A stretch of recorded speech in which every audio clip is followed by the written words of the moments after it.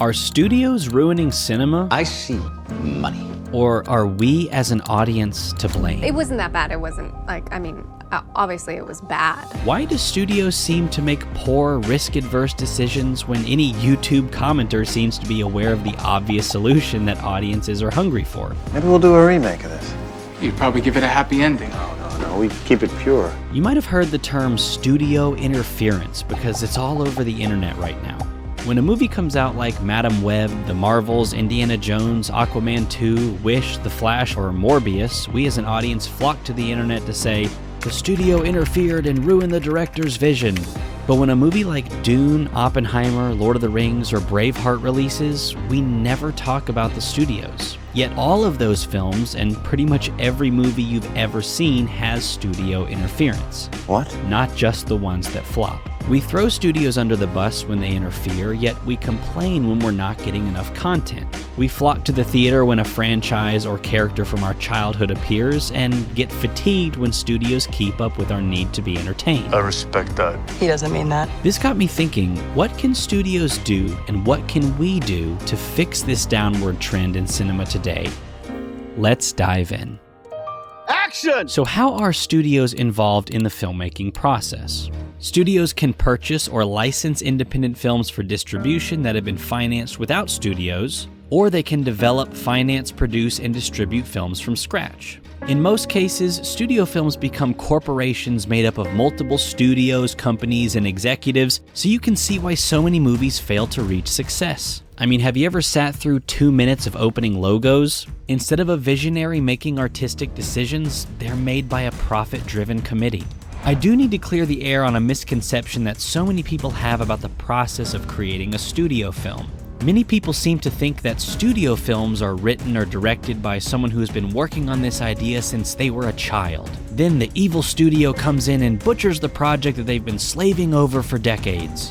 And maybe that is the case for some studio movies, but most of the time, that can't be farther from the truth. The audience needs to be moved, Barry. That's how you make hit pictures. It's important to remember, though, that cinema is both an art and a business. Directors pour their heart and soul into their art form, hoping to create something truly magical. But it's called show business for a reason. 8 Oscars, $400 million. Studios don't want to lose money, but the list of films that do keep growing. Why is this? Is studio interference always negative, or is it ever positive?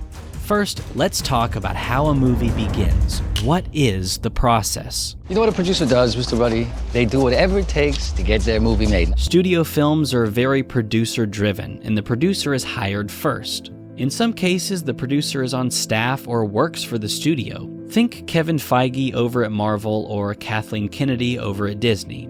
This studio model is why you see a lot of directors brought back if a movie is successful, or some directors fired in the middle of a film, like in Disney's Solo. When Ron Howard was brought on as director, 30% of the film had already been shot, which led to extensive reshoots and tonal inconsistencies.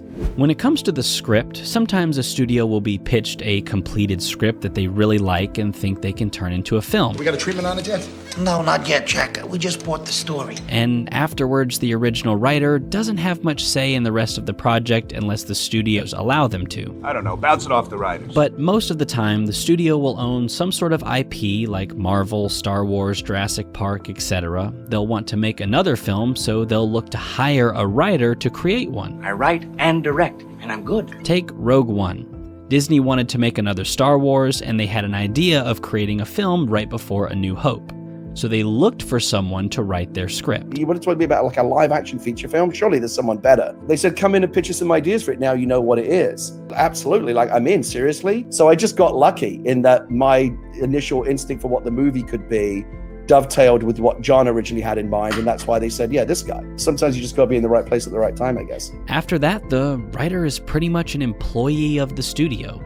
They still pour their heart and soul into the project that they're writing, but the writers are vetted and hired by the studios to create a project that they want to create. Now you get the right hands to the wheel, and this can become a cultural phenomenon. Scripts are sometimes written by one person, but nowadays a script is passed through so many different hands that the original writer sometimes doesn't even recognize the script anymore. There were drastic changes. Unfortunately, because we as an audience demand so much content so quickly, the studios start to look for writers who can do a faster job that they've worked with before instead of looking for writers who could do a better one.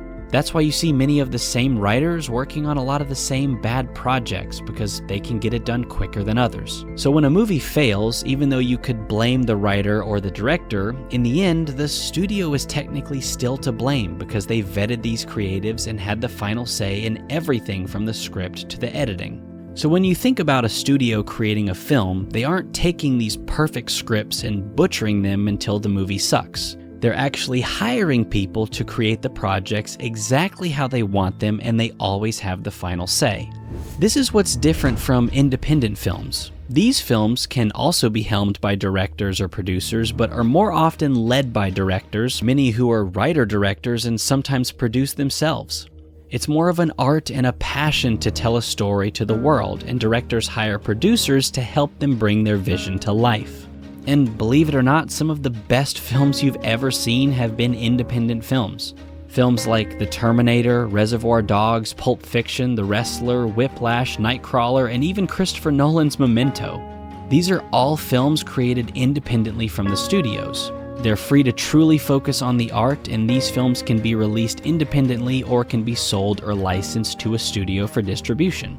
But at the same time, if these films bomb, the creators themselves take it on the chin. Tried to open my heart, show them my soul, and they just hate me. This isn't to say that studios aren't important or needed. Without studios, we wouldn't have films like The Godfather. Should we call Paramount? One of the greatest and most influential films of all time. I'm gonna make him an offer he can't refuse. In fact, Paramount Plus's The Offer is an entire miniseries just about all the efforts the studio and its producers went through to develop and produce the movie. When we mention The Godfather, it's usually not talked about without mentioning the director's name, Francis Ford Coppola. However, studio producers had been trying to get the film made for over 3 years before he was ever hired. And Coppola wasn't even their first choice for director. He was around 8th in line for the position. That movie became the cinematic masterpiece it is today because a studio made it happen from scratch. Now do you trust us? As far as I can slow you. We hear so much about studios destroying movies, but we fail to also see how studios have saved movies. I need to protect the picture. A big way that studios are involved to make the film better is through test screenings and focus groups, which often results in reshoots or re-edits. Some we've mentioned have made the films worse, but sometimes we get even better films because of it. Take Jordan Peele's Academy Award-winning Get Out, and spoilers if you haven't seen it. While the movie is fantastic, the ending leaves audiences on somewhat of a good note. Test audiences, however, were originally presented with a more realistic and less favorable ending, with actual cops arriving and sending Chris off to jail. This has been labeled as the alternate ending, but Jordan Peele said in an interview that this was actually the original ending to the film that he wrote years before, and this is the one the test audiences were subjected to. Turns out, the audiences did not like that ending and said ruin the film for them. So they changed the ending to see Chris being rescued by his cop friend Rod. It was nominated for Best Picture and even won Best Original Screenplay. Get Out wasn't the only film saved by studio test audiences. Titanic scrapped a third-act fight scene between Jack and Lovejoy. Goodfellas learned what audiences can tolerate and was re-edited with less violence before release. Braveheart originally showed in graphic detail his torture, and test audiences hated it. It was re-edited to be less violent and won Best Picture. Star Wars: A New Hope was originally a mess, but re-editing helped the beloved classic reach multiple audiences. Another film that studios tried to save during development was Lady in the Water. Studios didn't understand the storyline and encouraged director M. Night Shyamalan to make changes, which he refused. Change doesn't happen the way you say it's gonna happen. Warner Brothers eventually agreed to finance the film anyway, which turned out to be garbage and kind of ruined his career for many years. There are also many cases where studios don't understand the director's creative vision, but they let the director have their artistic freedom, and their films go on to be a huge success. These films include Avatar, Mad Max Fury Road, and even Jaws. I don't know what to say about it. Totally brilliant. Spielberg was scheduled to shoot the film in 55 days and ended up shooting for 159. Yet the studios didn't fire him, and Jaws skyrocketed Spielberg to be one of the best directors to ever live.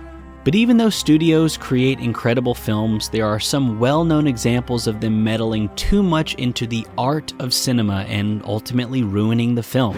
Movies like Ridley Scott's Blade Runner, Richard Donner's Superman 2, David Fincher's Alien 3, Lord and Miller's Solo: A Star Wars Story, and countless others have studios firing and replacing the director midway through production, leading to initial poor box office success. Many films go through extensive reshoots, and some, like Blade Runner and Superman 2, have multiple versions and director's cuts released years later that satisfy or divide fans over which is superior and end up becoming cult classics. Take the 2015 Fantastic Four reboot, or as I like to call it, the Fant Four Stick. No. Director Josh Trank had a unique vision for the film, but constant studio interference led to a messy final product that bombed at the box office, and Trank ended up publicly denouncing the film. Or how about the infamous case of Justice League? After director Zack Snyder stepped away due to a family tragedy, the studios brought in Joss Whedon to finish the film. After all, Whedon had been successful with Avengers under his 3-year contract at Marvel. The result was a tonally inconsistent movie that felt like two different films stitched together. It was a far cry from Snyder's original version, and it showed. Bruce said something about you having to take us all to brunch? The Hobbit was pretty much written and ready to go, with costumes, sets, and everything set in place. Yet Guillermo del Toro had to leave the project, so the studio hired Peter Jackson to direct it, with shooting starting in less than 90 days. Instead of pushing shooting back to give Jackson the time he needed, they pushed forward anyway. He later admitted he winged the entire shoot because he had no preparation for the film. The failure of The Hobbits isn't on Peter Jackson's shoulders, it's on the studios. Studios are responsible for creating the cinema experience itself, so why recently are studios making such poor decisions? Studios keep churning out these giant blockbuster movies that have poorly written characters, low-quality VFX, terrible marketing, and keep bombing at the box office. This leads me into what I believe is a very important question we need to ask, and even a question that's made me evaluate my own thinking. And that is, are we also to blame?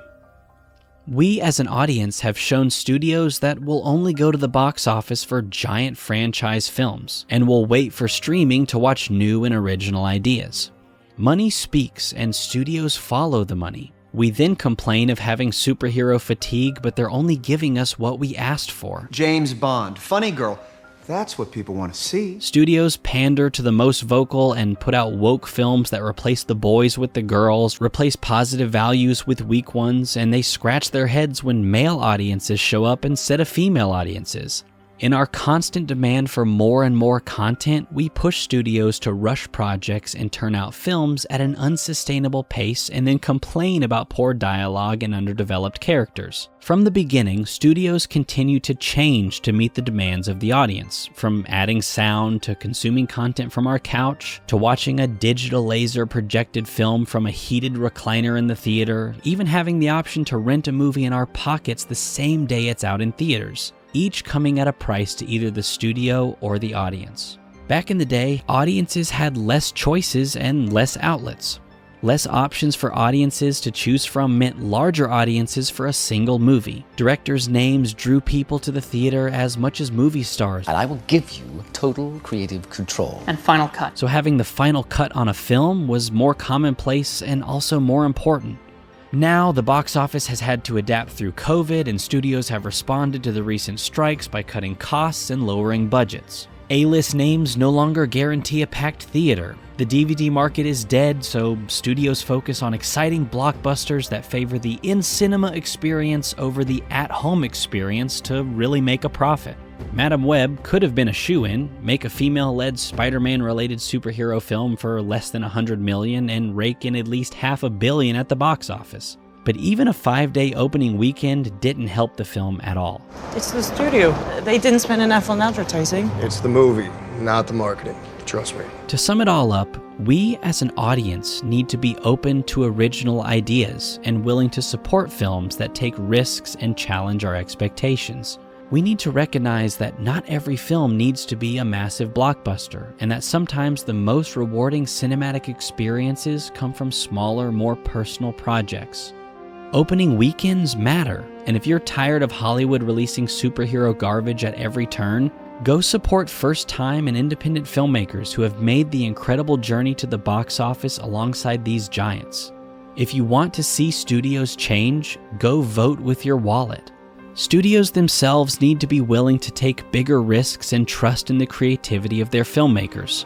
Studios need to spend a few minutes on YouTube and see what audiences really want to see and don't want to see.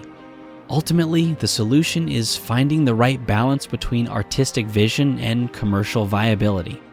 To be honest, everyone is kind of to blame for the mess of Madame Web and Morbius, and we're all to thank for the success of Star Wars and Lord of the Rings. You're welcome. And maybe, just maybe, us as filmmakers shouldn't be the first to cast a stone at these directors and crews that have made it far enough in their careers that we're even talking about their work in the first place. It's as if every new Paramount picture comes with its own death rattle. In the end, it's no secret that studios have been making bad decisions, but they're making these decisions because we, as an audience, are forcing their hand. And if we want change, we need to show the studios what that change is. We need to be willing to wait on quality and not just quantity. That is brilliant! And remember, studios follow the money. So let's take our money and support the projects we want to see more of, and not just the ones the studios think we need. If you'd like to learn more about how you can create your own films and projects, you can check out our full course at tomorrowsfilmmakers.com. We have over 1,200 training videos and over 100 hours of content on every single aspect of filmmaking taught by leading professionals in the film industry, from directing, acting, writing, editing, and everything else in between. Join over 40,000 other students from all around the world. A lifetime membership to our award-winning online film academy is only $97. If you want to take your skills to the next level, or maybe you just want to start getting into filmmaking, check out tomorrowsfilmmakers.com and learn all the skills that you need to succeed. And remember, let's support quality, not quantity. Seriously, don't do dumb things. It's beautiful. I can't take my eyes off Brando.